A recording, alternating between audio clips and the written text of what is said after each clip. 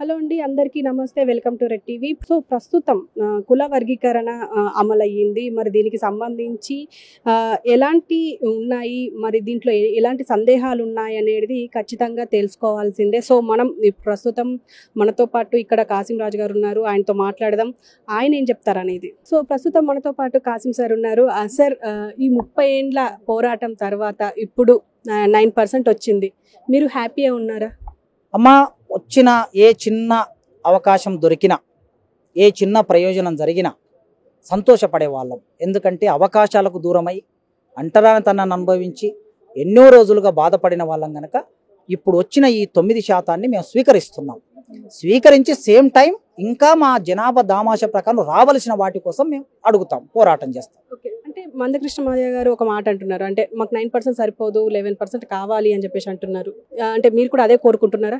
Correct అమ్మా. జనాభా దామాష ప్రకారం మాదిగలు 32,74,000 ఉన్నారు వాళ్ళు ఇచ్చిన నివేదికలో. మరి 32,74,000 ఉన్నటువంటి మాదిగలకి 9% వచ్చింది. అదే మాలలు 17 లక్షలు ఉన్నారు, వాళ్ళకి 5% ఇచ్చారు. డబుల్ జనాభా ఎక్కువ, 50% ఎక్కువ ఉన్న మాదిగలకి వీళ్ళకి 5 ఇచ్చినప్పుడు వీళ్ళకి 10 రావాలి కదమ్మా. న్యాయం అది. ఆ న్యాయం జరగలేదు కనుక ఆ న్యాయం కోసం మేము ముఖ్యమంత్రి గారిని కలుస్తాం.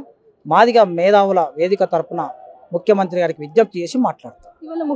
ఇవాళ మీ ప్రెస్ మీట్ పెట్టారు. ఇవాళ ముఖ్య ఉద్దేశం ఏంటి సార్? అమ్మ, ప్రెస్ మీట్ పెట్టిన ముఖ్య ఉద్దేశం ఏమిటంటే, ఒక సందర్భంలో చట్టసభల్లో చర్చ జరిగి వర్గీకరణకు సంబంధించిన ప్రాసెస్ మొదలైంది.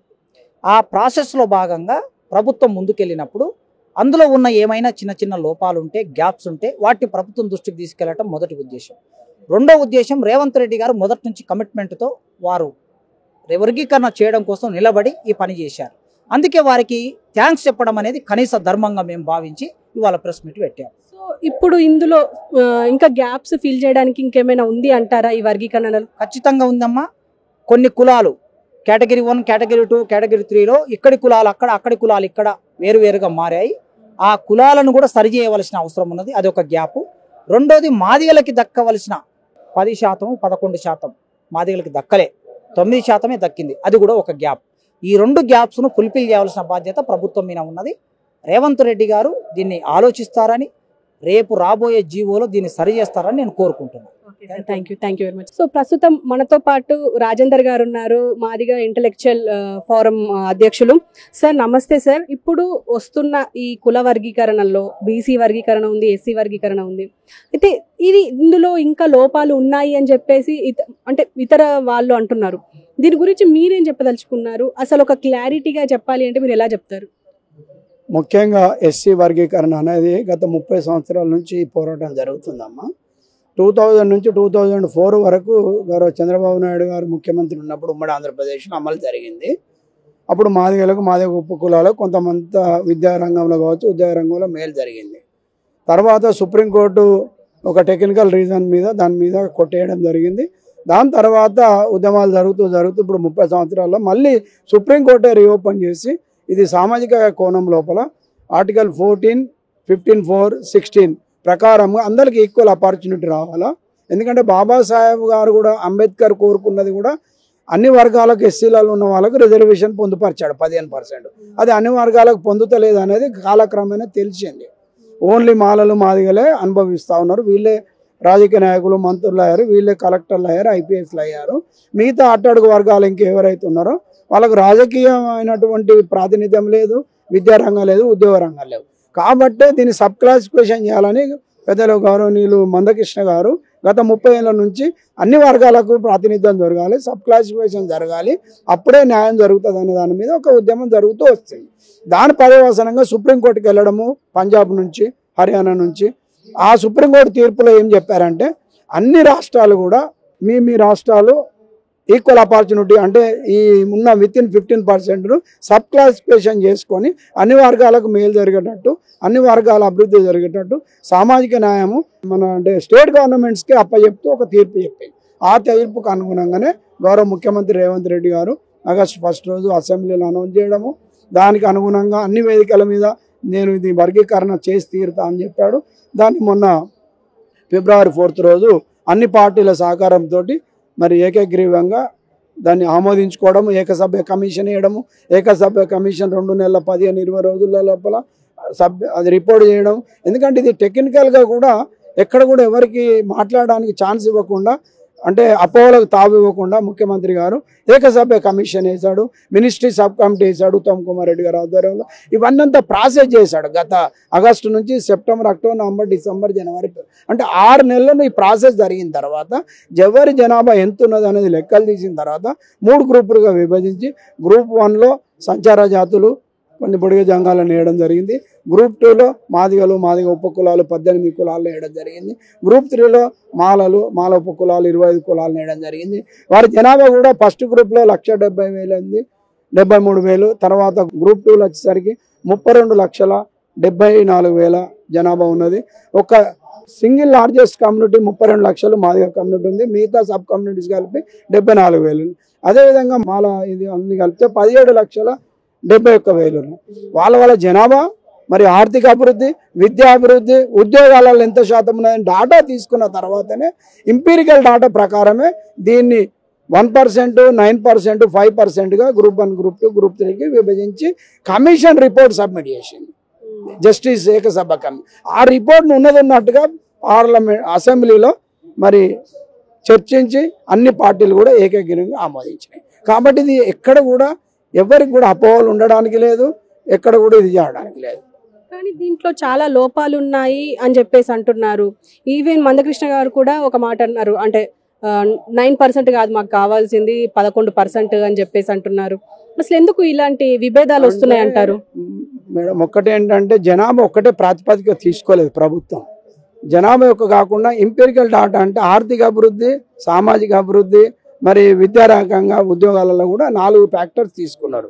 తీసుకున్నప్పుడు ఏమైందంటే జనాభా ప్రాతిపదికన పెద్దలు మందకృష్ణ గారు చెప్తున్నారు 11% రావాలని. కాకపోతే ఏమైందంటే ఇక్కడ కొంత ప్రభుత్వము అంటే కమిషన్ ఆ విధంగా రికమెండ్ ఇచ్చింది. కమిషనే 9% రికమెండ్ చేసింది. కమిషన్ దాటిపోలే ప్రభుత్వం.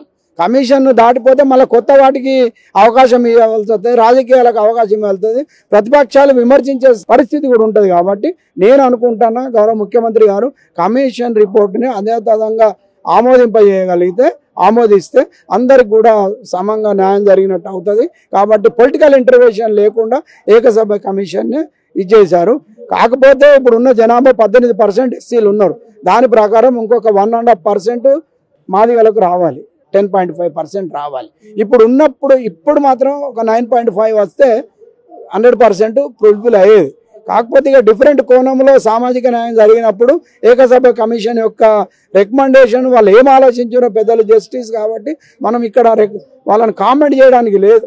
కాబట్టి నేను అంటున్నా ఏంటంటే ఒక 0.5%కో 1%కో మనం ఇంకా దీన్ని తాగదీయకుండా 30 సంవత్సరాల ఉద్యమానికి ముగింపు పలికి వారికి రావాల్సిన వాటా తీసుకొని ఫలాలు పొందుకొని ఇంకా రాబోయే రోజుల్లో మిగతా సమస్యల మీద ఐక్యంగా పోరాటం చేయాల్సిన ఉంది. మాలలు, మాదిగలు, ఉపకులాలు, దళిత జాతి మొత్తం ఐక్యంగా ఉన్నప్పుడే రాజ్యాధికారంలో మన భాగం మనకు వస్తుంది, రాజ్యాధికారం సాధించుకుంటాం.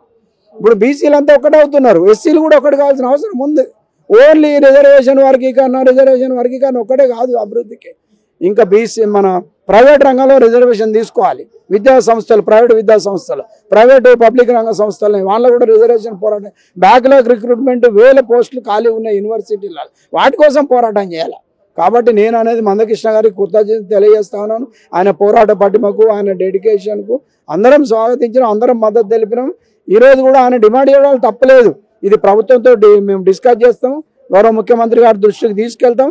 రేపు రాబోయే రోజులలో ఏదైతే పర్సంటేజ్ పెంచుతారో అప్పుడు ఈ పర్సంటేజ్ పెంచుకొని ముందుకు వెళ్తానికి ఆస్కారం ఉంది. కాబట్టి మనం ఇక్కడితోటి దీన్ని ముగింపు పలికితే మనం ప్రశాంతంగా ఐక్యంగా ముందుకు వెళ్ళడానికి వీలవుతుందని నేను అనుకుంటున్నాను. సార్, ఇప్పుడు ఇదే కాకుండా బీసీ వర్గీకరణ గురించి కూడా చాలా విమర్శలు వస్తున్నాయి. అందులో ముఖ్యంగా ఎమ్మెల్సీ తీన్మార్ మల్లన్న అలియాస్ చింతపండు నవీన్, ఆయన కూడా చాలా విమర్శిస్తున్నారు. ప్రభుత్వం ఏర్పడిందే బీసీల వల్ల, మీరు బీసీలను మర్చి ఇలా చేయడం కరెక్ట్ కాదు అని చెప్పేసి ఇవాళ షోకాజ్ నోటీసులు ఇచ్చినా కూడా షోకాజ్ నోటీసులు ఇచ్చేంత దమ్ముందా అని చెప్పేసి కూడా అన్నారు. దీనికి మీరేమంటారు?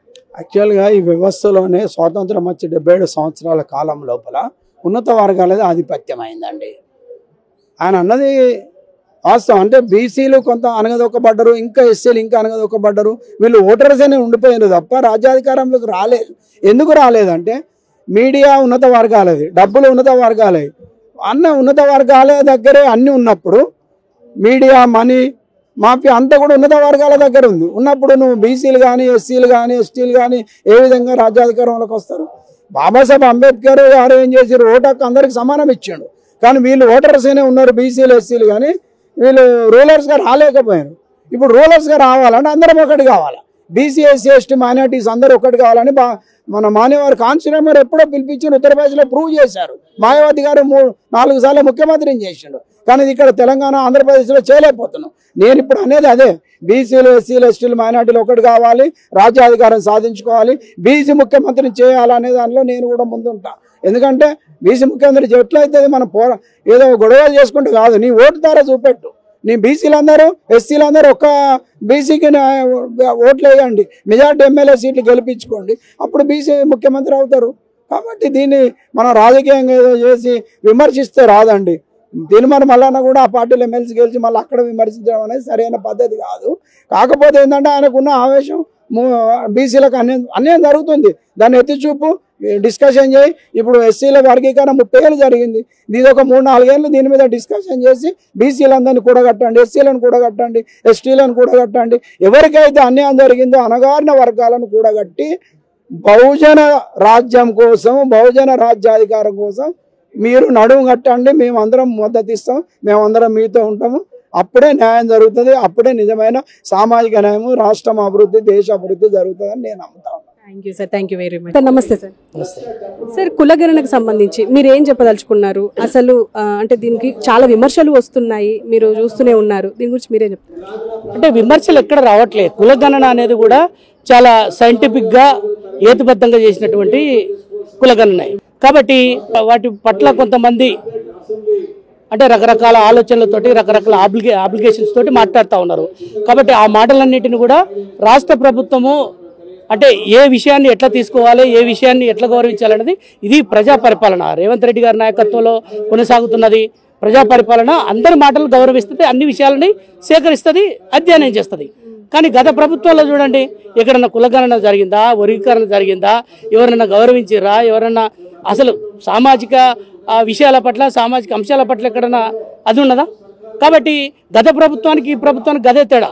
సో కాబట్టి ఈరోజు ముఖ్యమంత్రి రేవంత్ రెడ్డి గారి నాయకత్వంలో ఒక ప్రజా పరిపాలన కొనసాగుతూ ఉన్నది.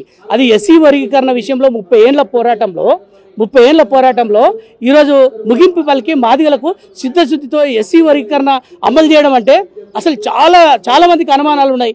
ఎస్సీ వర్గీకరణ అవుతుందా కాదా, 30 ఏళ్ల నుంచి అట్లే అమలు కాకుండా ఉన్నది, అవుతుందో లేదో అనే అనుమానాలు ఉన్నాయి. కానీ రేవంత్ రెడ్డి గారు అట్లా కాదు, మాట ఇచ్చిండంటే ఖచ్చితంగా కట్టుబడి దాన్ని అమలు చేసేటువంటి మనస్తత్వం ఉన్నటువంటి ప్రజానాయకుడు. కాబట్టి ఈ విషయాలు మేము ఈరోజు ముఖ్యమంత్రి రేవంత్ రెడ్డి గారికి మేమంతా కృతజ్ఞతలై ఉన్నాము. ఆయన ఇచ్చినటువంటి ఎస్సీ వర్గీకరణ, అమలు చేసినటువంటి ఎస్సీ వర్గీకరణ ముందు జీవో రూపంలో రాబోతున్నది. కాబట్టి అదంతా కూడా మాదిగలంతా స్వాగతిస్తూ ఉన్నారు. పెద్ద ఎత్తున మాదిగలంతా ఆయన రుణం తీర్చుకోబోతా ఉన్నారని ఈ సందర్భంగా తెలియజేస్తాం. సరే, ఎస్సీ వర్గీకరణ 9% అయితే ప్రకటించారు, అయితే మాకు 11% కావాలి అని చెప్పేసి మందకృష్ణ మాదిగ గారు అంటున్నారు. దీనికి మీరేమంటారు? అంటే అదే చెప్తా ఉన్నా, ఉమ్మడి ఆంధ్రప్రదేశ్లో 7% ఉండే, తెలంగాణలో 9% అయింది, అంటే 2% పెరిగింది కదా. సో కాబట్టి ఇక్కడ ఉన్నటువంటి జనాభా ప్రాతిపదిక మీద నిర్ణయం జరిగింది. కాబట్టి ఏదన్నా మీకు విషయాలు ఏదైనా ఉంటే రేవంత్ రెడ్డి గారికి ముందుగా మీరు కృతజ్ఞత చాటుకోండి, మాదిగలంతా కృతజ్ఞత చాటుకోవాలని చెప్పేసి ప్రకటన చేయండి. ఆ తర్వాత మీరు ఏదైనా టెక్నికల్ విషయాలు ఉంటే, ఏదైనా లాభం జరిగే దగ్గర మీరు ముఖ్యమంత్రి గారి దగ్గరకు వచ్చి మాట్లాడండి. కానీ బయట మాట్లాడి కన్ఫ్యూజన్ చేయొద్దని అన్నకు నేను రిక్వెస్ట్ చేస్తా ఉన్నా. ఉద్యమకారుడిగా మీరంటే గౌరవం, ఉద్యమకారుడిగా సీఎం రేవంత్ రెడ్డి గారికి చాలా గౌరవం, మీ పట్ల చాలా మంచి ఉద్దేశంతో ఈరోజు గౌరవించి వర్గీకరణ చేయడం అంటే మాదిగలను చూసి, మీ పోరాటం చూసే ఈరోజు ఎస్సీ వర్గీకరణ చేశారు కదా. ఏ ముఖ్యమంత్రికి రాలేదు కదా అవకాశం, ఆయన అసెంబ్లీలో ప్రకటించారు కదా ముఖ్యమంత్రి గారు. అంటే ఈరోజు నా రాజకీయ జీవితంలో, నా జీవితంలో ఇట్లాంటి అవకాశం నాకు రావడం అనేది గొప్ప విషయము. ఎస్సీ వర్గీకరణ అనేది ఒక గొప్ప సామాజిక నేపథ్యం ఉన్నటువంటిది, ఒక చరిత్ర ఉన్నటువంటి ఈ వర్గీకరణ చేయడం అనేది నాకు జీవితంలో సంతృప్తినిచ్చినటువంటి ఒక గొప్ప సంఘటన అని చెప్పాడు. అంటే ఇంతకు మించినటువంటి విషయం ఏముంటదిగా. కాబట్టి నేను రిక్వెస్ట్ చేస్తా ఉన్నా మందకృష్ణ, మీరు మనం మాది ఇంటెలెక్చువల్స్ ఉన్నారు, మీరంతా మనమంతా కలిసి ముఖ్యమంత్రి గారికి కృతజ్ఞత తెలిపి మనం మిగతా విషయాలను మాట్లాడదామని విజ్ఞప్తి చేస్తాం. ఫైనల్ గా మీరు ఎస్సీ వర్గీకరణను స్వాగతిస్తున్నారట. ఎస్సీ వర్గీకరణ స్వాగతించడం కాదు, రేవంత్ రెడ్డి గారికి కృతజ్ఞత ఉంటే ఆయన రుణం తీర్చుకోబోతున్నాం మాదిగలమంతా. అది అంటే స్వాగతించడం అనేది స్వాగతిస్తే సరిపోదు, కృతజ్ఞత కూడా ఉండాలి కదా.